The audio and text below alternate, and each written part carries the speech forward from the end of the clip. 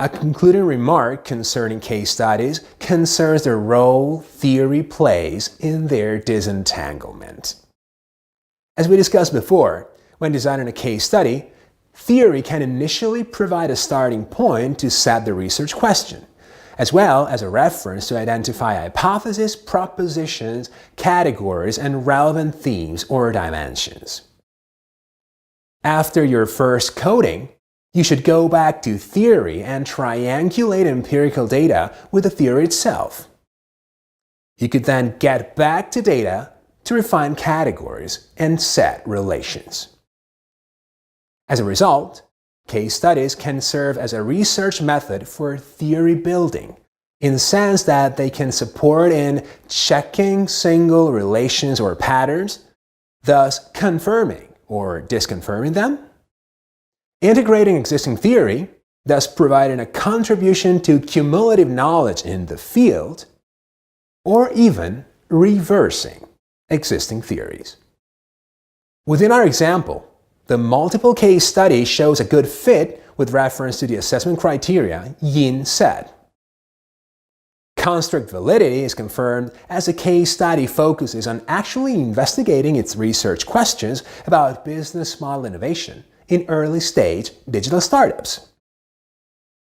Internal validity is ensured by the strong triangulation of empirical evidence provided, as well as by the discussion that deep dives into the theoretical and pragmatic implication of the study to support its conclusions about the inner relationship existing between business model innovation, agile development, and lean startup approaches in digital entrepreneurship.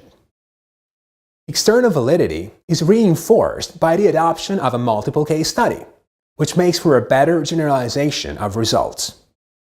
However, a future research avenue identified refers to the opportunity to study whether the conclusions drawn will be valid in different contexts. And concerning reliability, quite an ideal concept in qualitative studies embedded in ever-changing environments, replication could be possibly achieved thanks to the thorough and detailed explanation of the research method adopted, both for data gathering and data analysis. As for the role of theory, the business model innovation literature served to craft the initial research question, whereas open coding allowed to make other theoretical concepts emerge, which largely referred to agile development and lean startup approaches. As a result, the multiple case study ultimately contributed to theory generation by providing a first theoretical framing for the lean startup approaches, intended as a form of agile business model innovation for digital startups. To conclude, this course on the case study research method provided theoretical and practical information and guidelines to understand the roots of qualitative research and case study, define the case study methodology and understand its domain of application and its different types, and illustrate and discuss the key steps to apply a case study in a sound and effective way. It is my hope that this course helps you navigating through your research projects in your academic and professional careers.